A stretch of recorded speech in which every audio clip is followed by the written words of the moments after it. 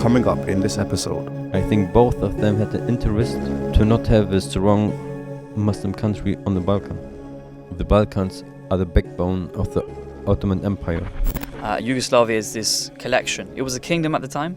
The Yugoslavia one was a kingdom of Slovenes, Croats, Bosnians, Serbs, some of the South Balkan nations, as we all know. Macedonia was also part of it. But they weren't the most practicing of people.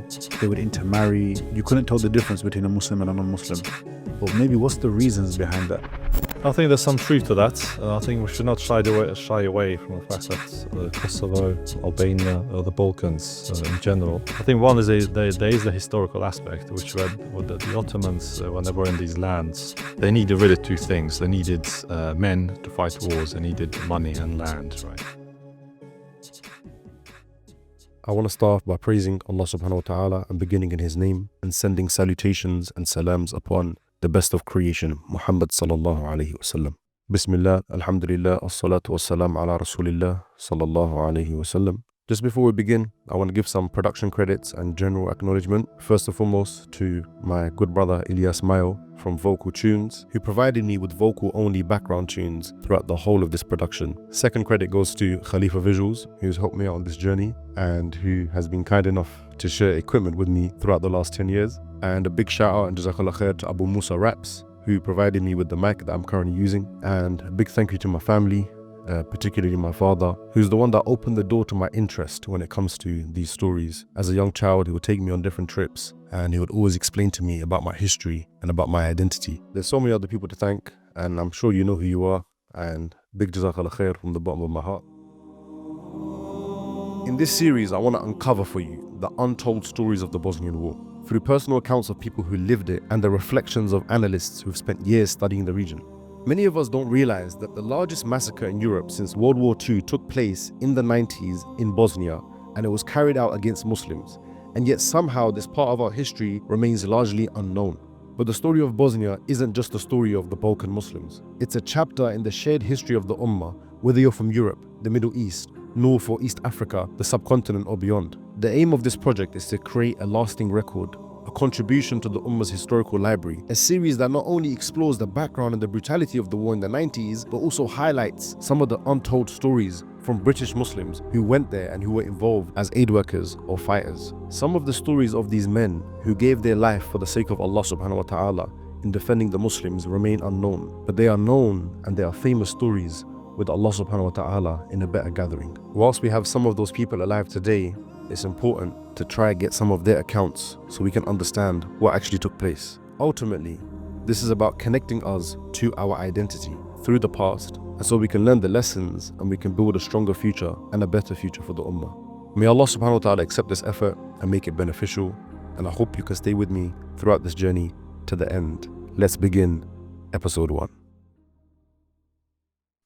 So in this episode, I sat down with someone I found on Instagram. Initially, I was very impressed by his work. He goes by the name of Haristry. He's a young historian and currently he works as a journalist. He's basically what you can call the biggest enthusiast when it comes to Bosnia online today. This episode explores the background into the war and the history of the Muslims of the Balkan region. I also managed to speak to 2 Balkan Muslims who are both political analysts and regularly comment on the region. One being a friend from Germany who I had no intention of interviewing until we got into a discussion. And the second is an analyst whose story we would hear more of in the next episode, but we'll get some of his thoughts on the background today. Anyhow, let's begin. I don't know if it's too loud, too quiet, and the headphones are messing up my hair. And my hair's nice today. Just today. But khair, content is content as long as they can hear us, inshallah. And I've met a brother who I have intended to be one of the main interviews for this. I haven't even got a name for it, but when it comes out, I'll have a name for this series on this new audio project. So the brother that I'm with today, you might have seen him on Instagram. He's making Bosnia famous again, putting it back on the map. And his name is Haristry. So it's Harristory. Haristry. Make sure you check out his page, inshallah. I'm going to be asking him some questions and we're going to try and get into the history in terms of Bosnia and what happened in the 90s. Maybe there's more of a backdrop that we need to understand. maybe there's a backdrop to you that we need to understand. Maybe you can just tell us about why you went there. What was the reason? And like I came across you because of it, and I think your page blew up because of it. Maybe just tell us a bit about yourself and how old you are and where you hail from. Bismillah, the mic's yours. Assalamu alaikum wa rahmatullah. Bismillah ar-Rahman ar-Rahim. Okay, so as brothers mentioned, my name is Harris. I am 21 years old. I can class myself as a videographer, a filmmaker, a journalist. I wear too many caps, and also a historian. I recently graduated from the University of Lancaster with a bachelor's degree in history, alhamdulillah. So yeah, there's so many things to unpack when it comes to Bosnia and the Balkans. The first thing is, Balkan history is often called quantum Balkan theory. It's so complex that no matter how long you spend studying and trying to engross yourself in the history of everything, you can never fully understand it. But nevertheless, like you said, we can try to really pinpoint how and what exactly happened for Bosnia, this European country. Like, you know, it held the Winter Olympics in 1984. It was a very famous, actually, it was a popular tourist destination. Like, my parents would say that they knew a lot of people that went to Bosnia back in the days. It used to be part of Yugoslavia as a tourist destination. How did this go from that very multicultural place to literally like the inferno that we saw in the 1990s? So really that's what I hope to try to convey. I guess a little bit about myself and the work I do. I really focus on modern history, and it might surprise people. Usually when people think of history, they think of like the Romans and the Byzantines. They don't usually think of something which literally happened 28 years ago or 29 years ago, almost 30 years. The anniversary is almost it's creeping up. The war started in 1992, and it's been 30 years, almost 30 years since that happened. And it's not a long time. Like, our parents, for example, like, were living in that time. They heard the news live. They saw what was happening live. And as I hope you're going to discover more in the next coming interviews, people actually went there that we know. Yeah. So it's really something that really hits home. And it's also something that's so recent. And it's so... It's very recent, but at the same time, I feel like the generations now that are coming don't know about it, or they never heard about it. Absolutely. And I think that's really what my work is, because we have people from that time. We have survivors. We literally have first-hand witnesses that I've personally interviewed that were lined up in firing squads and they were shot. Mothers who were, abused and sexually abused in horrible ways. We have them people alive. And the fact that I've never watched a video of somebody like that being interviewed in the English language is a huge disadvantage for the Muslim Ummah, because we're allowing that history, them lives and their souls to be killed in vain. The story of Bosnia is a really interesting one, because they are Caucasian. They speak the same language as the Serbs and the Croat perpetrators. They probably have the same food, the same culture. But when it came to like the last thing, which was Islam, their religion, that is what distinguished them. And that is what made them different. I think a good place to start then is, how did Islam come into that region, and how comes it stayed in that region, considering it didn't stay in the surrounding areas? It didn't last as long as it has as in Bosnia. Excellent question. Yeah, so the Ottomans during the 1300s, they're beginning to expand into Europe. So they haven't taken Constantinople yet, but Sultan Orhan and Sultan Burhan, these are the grandsons and the great-grandsons of the famous Ertugrul Ghazi, as we all know. These two sultans, they specifically had a passion and a dream to establish the Khilafah in Europe, which had only been done, you could say, maybe in Spain, which was a couple hundred years ago before that. So they really had this ambition to not only just, establish a Khilafah, but make sure that when they left, because obviously empires, they rise and fall, and when they leave, that religion and Islam would remain. But they had a main main adversary in the region. You probably know who they are, the Serbs. So the Serbs, since almost 500 years, had been the enemies, you could say, the main adversaries against the Ottomans, especially in the southern Balkans. So they had a massive kingdom. That kingdom stretched across parts of Kosovo, today Kosovo, I think parts of Albania, Bosnia, but nevertheless they were like the bulwark. They were what stood in the tracks of the Ottomans and, of course, literally Europe. Had it not been for the Serbs, the Ottomans would have steamrolled through them. completely all the way to like maybe France, Western Europe. So the Serbs really held off. But there was a pivotal date, there was a pivotal battle, and it's really important to know in the context of the Bosnian War, for example, which is so strange because this event happened 700 years ago, but it's still so relevant today. That was the Battle of Kosovo in 1389. This is the most decisive battle, arguably, in Muslim European history. If the Muslims won in this battle, essentially it would pave the way for them to reach all the way up to the gates of Vienna. And if they lost, then the Ottomans and Sultan Orhan and Burhan, their ambition of establishing Islam in Europe would be completely quelled. Unfortunately for the Muslims, for the Ottomans, at the Battle of Kosovo, which happened in Kosovo, they defeated the Serb kingdom. And that date, 1389, has been ingrained within the Serb thinking since then. This is the date that they lost and the Muslims won. And you have these ideas now, once again, as the Muslims are pushing and advancing through Kosovo and taking everything, steamrolling across the peninsula. They now encounter another problem. You have, once again, the Crusades, which is an interesting thing because we often think the Crusades are something which happened just in Jerusalem and in the Holy Lands. But actually, the Christians, they formed an alliance, the Holy League. And for the next 700 years, they would have many attempts at trying to chip away at the Ottoman Islamic influence in Europe. And this was, of course, known as the Crusades. You can class this as a continuation of the Crusades. So the Ottomans really knew that when they wanted to establish rule, they would make sure that they would invest heavily in the infrastructure, in the buildings, in the societies, everything in the Balkans. So actually you have in places in Turkey itself, you have places underdeveloped. I believe like closer to eastern Turkey, you won't see a single Ottoman bridge. But if you go to Bosnia, you'll see, of course, the beautiful Mostar Bridge. Of course, that was bombed, but the Ottomans had built tons of bridges, tons of infrastructure, roads. Even in Serbia till today. Even in Serbia. Great. I went there myself, but even I know some people that were studying in Bulgaria, in other close European countries that used to regularly visit like Ottoman mosques and like, I don't know, like almost like mini fortresses and the bridges, as you mentioned. Yeah, exactly. So there's this real, lovely myth that these, anti-Islamic people like to give, is that the Ottomans came to the Balkans and they genocided everybody. They pillaged everything and they stole everything.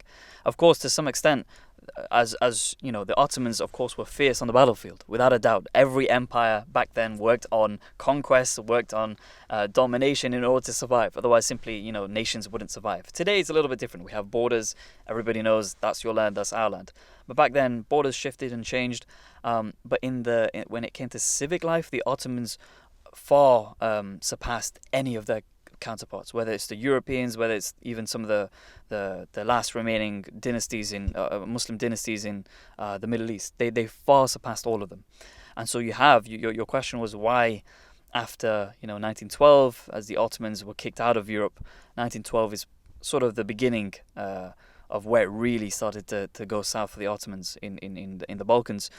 Why did Bosnia remain as this stronghold, as this final stand, this place that still has hundreds of mosques that are hundreds of years old?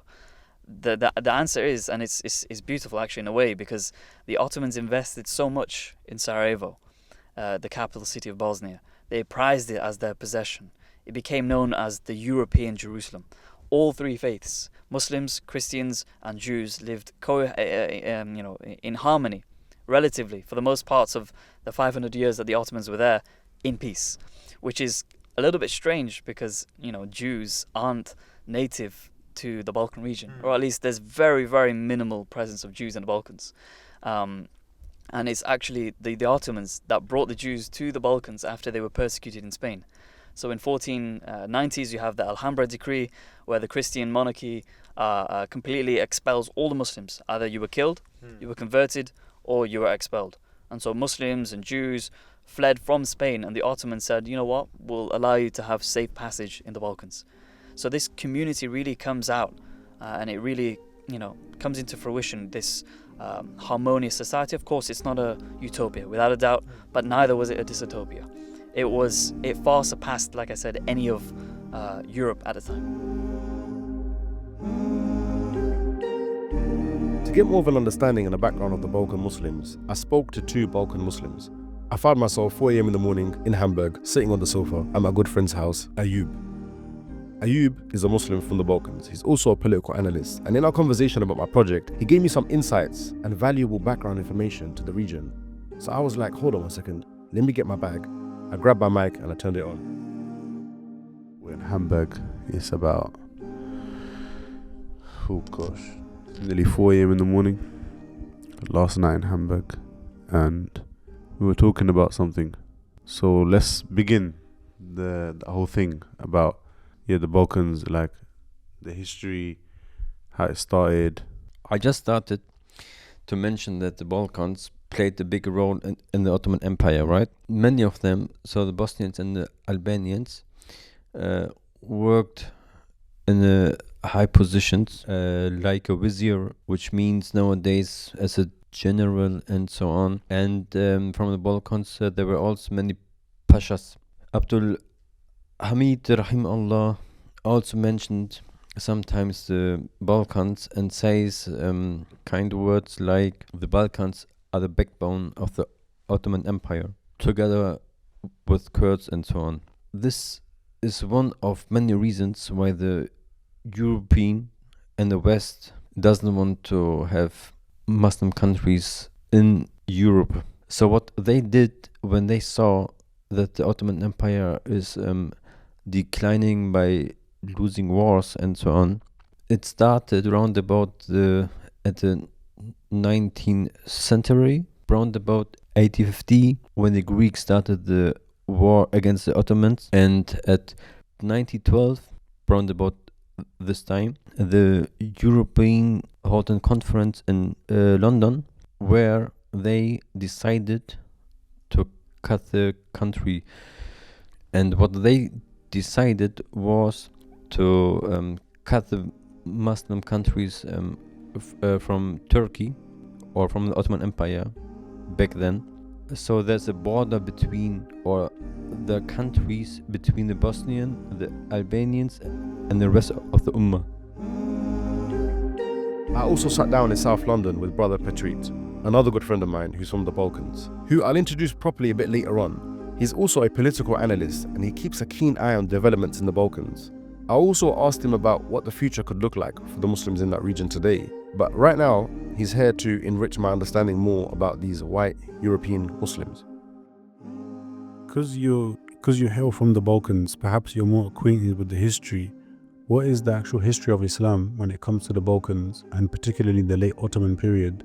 Also, when it comes to many people that I spoke to, they said that what was significant about places like Bosnia is that even though there was a period of assimilation, yet they held on to their Muslim identity. So is there something special about these people, perhaps? So firstly, when it comes to the historical aspects, one of my favorite Ottoman sultans is Mehmed the Conqueror. We all know him as the one who opened Constantinople, based on the hadith of the Prophet ﷺ. But he also the one who actually opened the Balkans. It's not a well-known fact. So he obviously opened the Kosovo. In fact, I would not be a Muslim if it wasn't for him. He opened the lands of Kosovo to the Ottoman ideas and Islam in general. Obviously, Mehmed the Conqueror, he opened Belgrade in 1459, then Bosnia in 1463. And since then, these lands have been Muslim lands. Since around, I say, the World War I, they were under the Ottoman control. You know, we're looking at 400 years, 500 years of history, and they were, majority of them converted willfully of their own choice. There's no evidence of any forced conversions and all that, right? The thing is, the issue of why people hold on to it is just the fact it's to do with the strength of the Islamic ideas. This is not something you'll find across anywhere else. You know, if you look at the Eastern Europe, for example, after the fall of communism, they embraced capitalism by droves because they realized there was nothing in communism to actually believe in, right? Whereas in Islam, we have our Aqidah, intellectual Aqidah, we believe in it, we hold on to the idea, and we see a future in it, right? So if anyone comes to us with another idea, we tend to challenge it, right? And we find that there's no truth in it.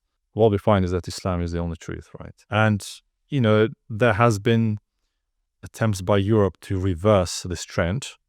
whether the best through social means, economic means, including Bosnia and Kosovo, for example, by introducing legislation which are contrary to Islamic values, but people have held on to it up till now. And Europe is something they are still struggling in trying to assimilate and reverse this, right? Something they've been, I wouldn't say they have been fully able to do. And now let's take the conversation back to Ayub, just to continue the history. So, for example, Albania got its independence, but Kosovo was given to Serbia.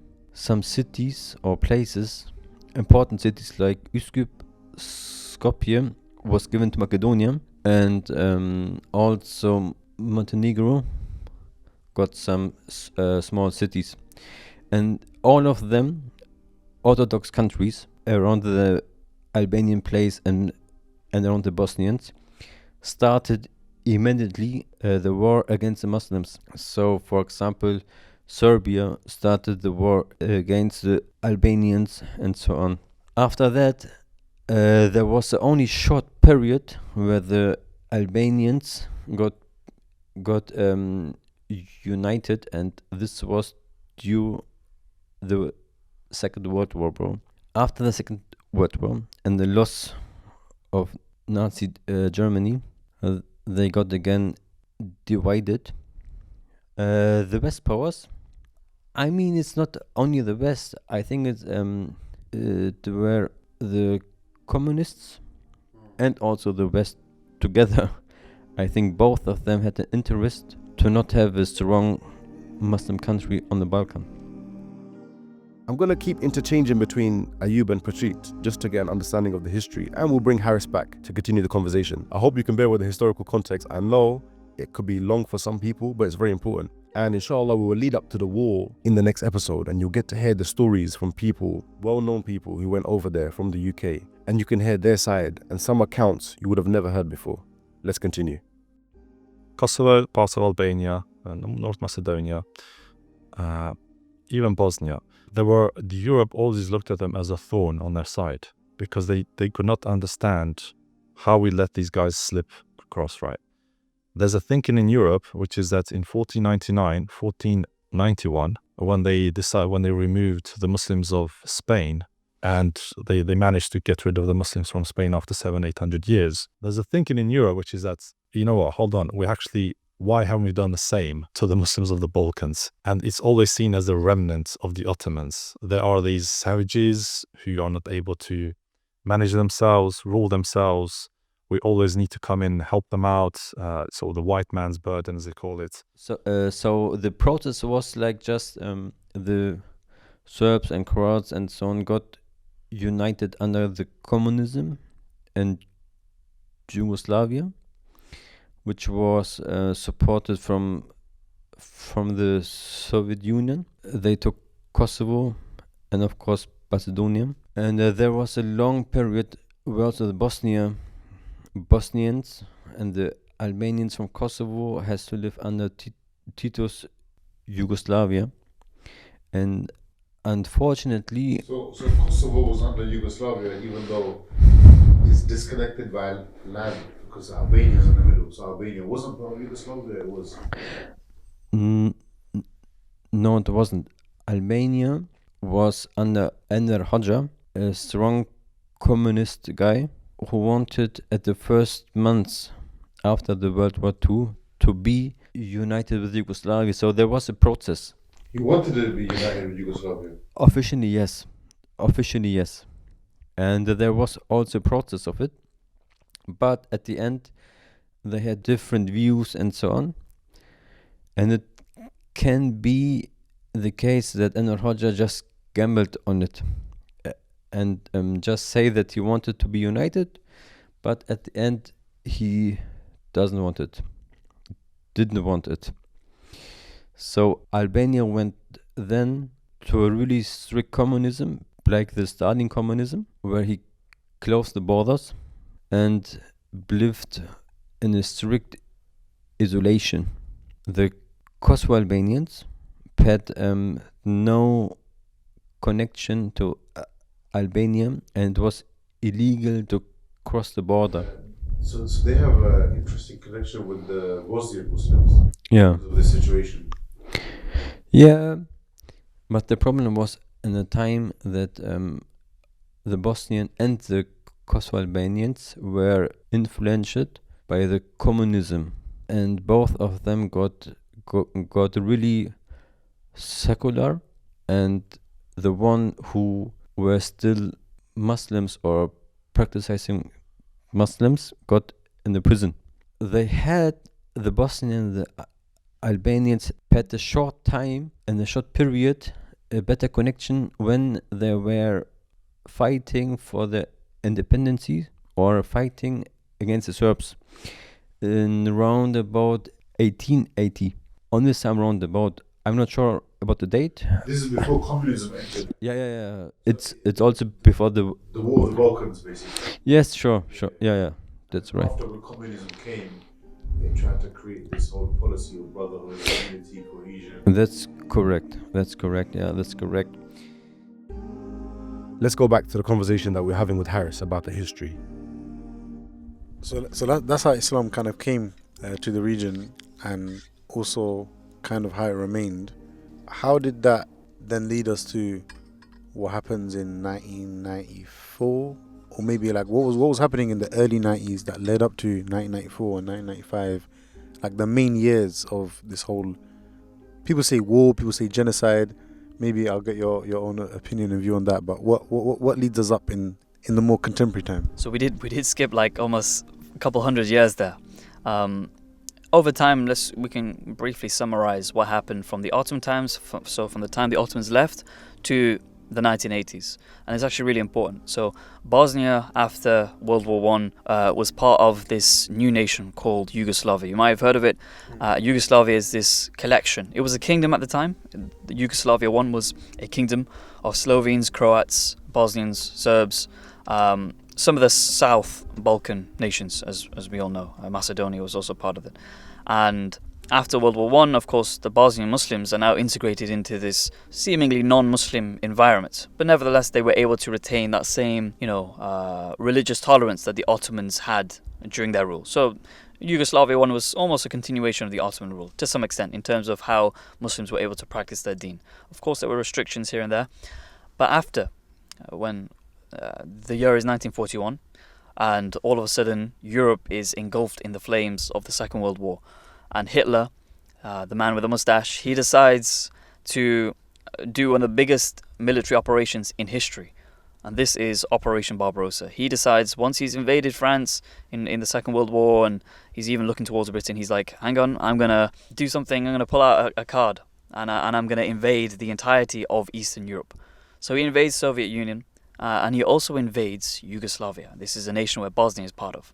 And at this time, is Yugoslavia with the USSR, or is it independent? Or yeah, so during this time, Yugoslavia was a kingdom. It had its own monarchy, and it was actually a little bit separated from the rest of Eastern Europe, so Poland and the Soviet Union. So it was its own autonomous region that had governed relatively in harmony. And it was with the introduction of the German occupation forces in the Balkans, in Yugoslavia, which triggered you could say, arguably the first Bosnian War. So we assume that there's only been one Bosnian War. But in fact, since the end of the Ottomans, there has been many, many attempts from the Serbs and from those that surround Bosnia to erase Islam from Europe. So just from the withdrawal of the Ottomans from about 1800s to the 1900s, you have 5 million Muslims killed, 5 million Muslims expelled from Ottoman Muslim Europe. And so there's always been this attempt to eradicate the Muslims. Even though the Bosnians, they are actually Slavic people. They are indigenous to the land. In fact, before the Ottomans arrived, before Islam arrived to Bosnia, the Bosnians had their own church. It was different to the church of the Croats. It was different to the church of the Serbs, because they were oppressed by the Orthodox, and they were also oppressed by the Catholics. So they had their own church, and it originated from a movement called the Bogomils. And the Bogomils are a very, very interesting sect of Christianity, because they believed in one God to some extent. The Bosnian church, they would pray 5 times a day. they would actually face almost the direction of Mecca. They would have their niches within their churches that would face the Qibla. And they were very monotheistic compared to the rest of Europe.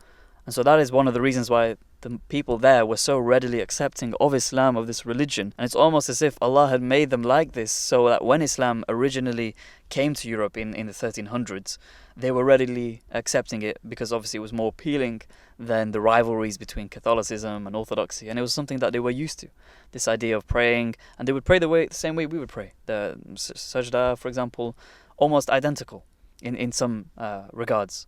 So that is one of the reasons why the surrounding regions like Bulgaria, they had a huge population exchange and a huge exodus of Muslims. But the Bosnian Muslims remained and they stayed there. And is arguably the reason why they're called the last stronghold of Europe, because they stood their ground and they fought. But it was until the Germans invaded in 1941 where that whole region, Yugoslavia, begins to erupt in a very, very violent civil war. So up until this point, you've had attempts to eradicate the Bosniaks from Bosnia and just the entire region as well. You have many Bosniaks, these are Muslim Bosnians, that are trapped in other nations today. For example, in Serbia and Montenegro, there's actually a region, a large region, that was once historically part of Bosnia, that was chipped away and taken off the Ottomans, and obviously they're trapped now in other nations. So World War II comes about, and you have three main factions, and this is really important to understand the Yugoslav wars in the 1990s. So the first faction were the Chetniks. These are Serb ultranationalists, and if there's anything to know about Serb ultranationalists, they are Orthodox Christians. That doesn't sound good. It doesn't sound good. Absolutely. Nationalism in the Balkans is a terrible thing. It has really plagued the region for hundreds of years. So it's important to note, number one, our first, you could say, adversaries are Serb nationalists and the Orthodox. The next sort of contender in Yugoslavia were the Croats. These, during World War II, were fascist aligned, and they were called the Ustasha. So it's important that they're also Catholic. So you have this rivalry always between the Serbs and the Croats. Bear in mind, like I said, this is quantum Balkan theory. This is a lot to wrap your head around. So maybe if I say this, it probably won't make sense. I think this part would just be an episode in of itself. literally, because it's even just what I've mentioned, I've condensed so much. So that's what we like in the world of media. We like condensed and short to the point. We don't like the books, we like the movies. That's it. Amazing. So the Serbs and the Croats were at loggerheads with one another, even since the Ottomans were there, before the Ottomans. So in World War II, the Serb Chetniks fight against the Croatians, and the Croatians literally round up, I think it's almost 1 million Serbs in concentration camps, because obviously the Croatians were aligned with Germany. So they got benefits, and they actually got to take the entirety of Bosnia. And the Bosnian Muslims found themselves in the middle of all of this, and they were actually caught in the crossfire. And approximately 100,000 Muslims, just in World War II alone, were genocided in this manner. And you've got to remember, like, the population isn't big. Bosnia is a small place. So the population is really small, and to have 100,000 men, women and children brutally massacred, that literally every bridge in Bosnia, the Serb Chetniks, most of these crimes were committed by the Serbs, by the way, against the Muslims were the Serbs, because they had this idea, once again, going back to the date. So this is during World War II in the during the civil wars. Yeah, exactly. So from 1941 to 1945. So as World War II is happening across the whole world, the Balkans is also like a hotspot, a violent hotspot. So they say like every bridge in Bosnia, the Serbs would round up the Muslims and they would slit their throats and choke them off. So they say that the river Drina, which runs through Bosnia, is the largest mass grave of Muslims in Europe, because you have thousands of, you don't even know how many. Still today, we're finding bodies from World War II that we're still finding just dumped up in the river. And the Serbs, the reason why they did this, what do you think? What would be the reason why the Serbs wanted to kill these Muslims? And it goes back in history. It's probably like a reclaim of our religion, of our land. Basically, just to get rid of the Muslims, isn't it? Ethnic cleansing, exactly what they're doing today in Palestine, I guess. Absolutely. And it also has it links back to 1389, that same date I told you, So where we're going to come back. It's like this is our comeback. That's it. So after 700 years, they still treat 1389 as if it was yesterday. So they have this idea that these Bosnian Muslims, although they're indigenous to Bosnia, they're Turks. So during the entirety of the 1900s, even in the 1990s, the Bosnians were never classed as Bosniaks, they were classed as Turks, remnants of the occupation, quote unquote, occupation of Bosnia.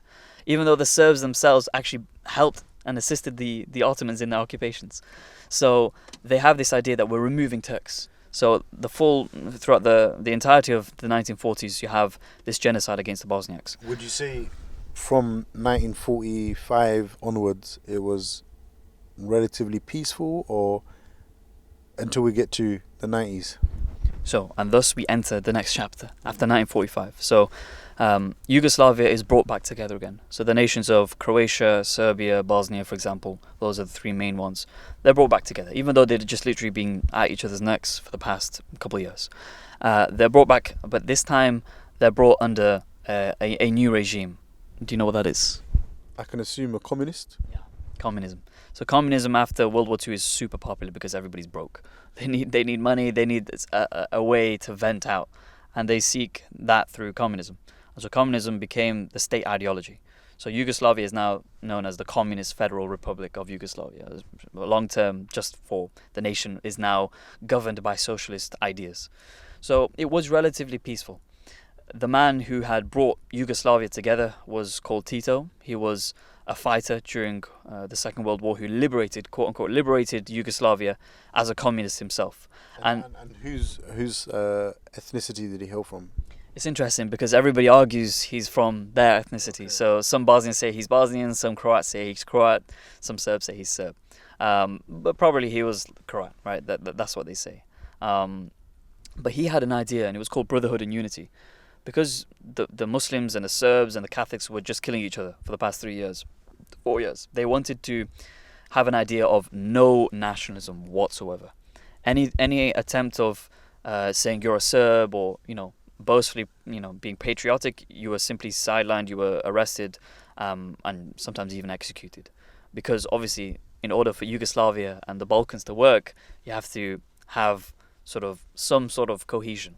If you let everybody go loose with their fascism and nationalism, you're just going to have more genocide. So he actually encouraged Muslims to marry into non-Muslim families, Serbs to marry into Croat families.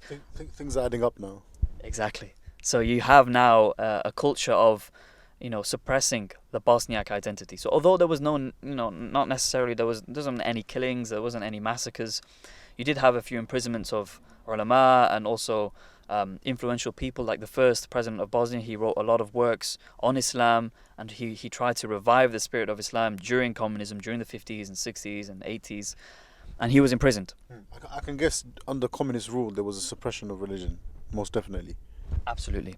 It wasn't as worse as we saw, for example, in the Soviet Union or even Albania. Albania wasn't part of Yugoslavia, it was its own communism. And in fact, Albania was classed as like the first atheistic country in Europe, which is concerning because it's a nation that was heavily influenced by Muslims, and it was almost majority Muslim. I've always had this question, which I've asked many of my guests about Balkan Muslims. So I decided to ask this particular question to Petrit, who's a Balkan Muslim himself. The question's about to come up. You'll hear it in a second, but let's see what he had to say about it. I've had to hear this idea or this personal experience from many people who have been to the Balkans, specifically when it comes to Bosnia, as that's the subject I'm covering. And they say that a lot of the Muslims, they were Muslim by name, they kept their Islamic identity from that perspective, but they weren't the most practicing of people, or they had like an Islamic awakening during the war, but prior to that, they would intermarry. You couldn't tell the difference between a Muslim and a non-Muslim.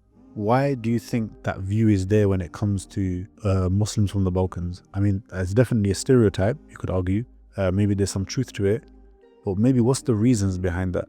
I think there's some truth to that. I think we should not shy away from the fact that Kosovo, Albania, or the Balkans in general. I think one is there is the historical aspect, which were the Ottomans, when they were in these lands, they did not really pay much attention to the sort of ideological, intellectual upbringing of society. They needed really two things. They needed men to fight wars. They needed money and land, right? So there is the historical aspect. And then the second one is that they have struggled for the past 100 years when this region was under the different ethnicities ruled by the Serbs or ruled by the communism in general. There was a suppression. You know that people have held on to it is because when they do have the chance, they will vote for Islam, right? And to give an example is that recently Europe tried to pass a same-sex law in Kosovo, but it failed through the parliamentary means. They will try it again, by trying and bribing the MPs, offering them money and so on.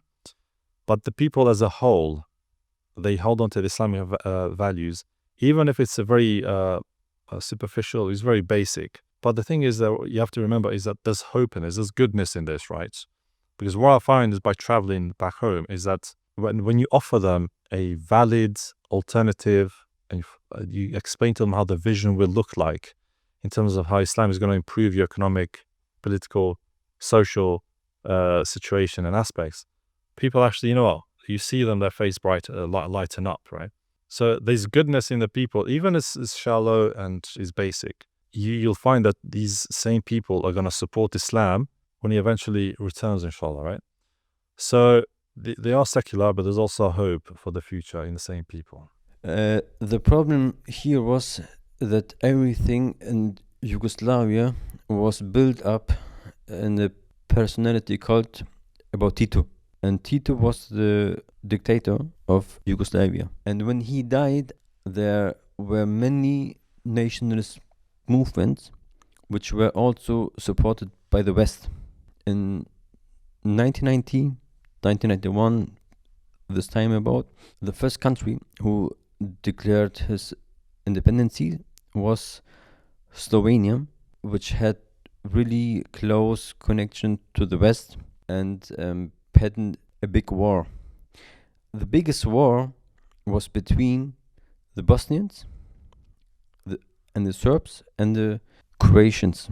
So this is while it's still Yugoslavia. It's officially still Yugoslavia, and Bosnia and also Croatia started or called his independence out. Interesting fact is, before Bosnia called his or declared his independence, the European states tried to make peace, and they had a conference about the peace.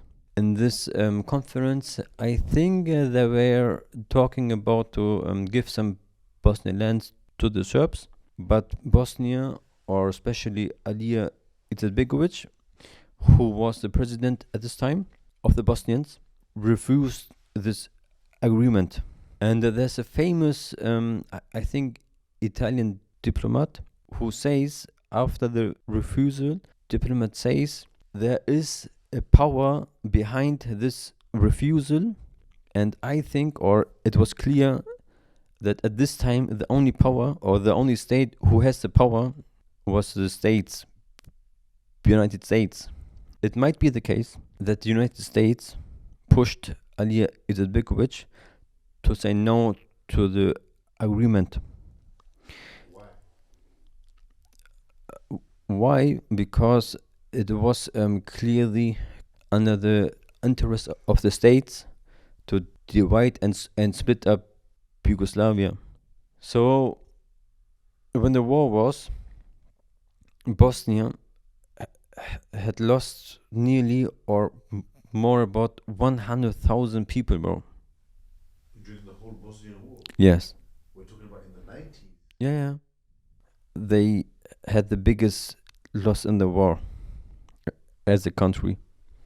Matter of fact, they now have a country with a system which doesn't work because the power in this country is by a German guy, bro. Explain that. So you have in Bosnia three different ethnicity, right? And since there are big problems and they can't communicate or work together, they installed a position to make decisions easier. And this position is nowadays held by a German. So the German can decide about law and so on. So that's a crazy system, which which shows us that Bosnia is a kind of a failed state, bro. They can't make reforms regarding their structure and so on. So a non-Muslim German Yes. is basically It's the president basically. He has the power, bro, and it's official. It's not a conspiracy or something like that. It's official, and there are also nowadays some Serb movements which are seeking independency from Bosnia. The European Union is an economic union.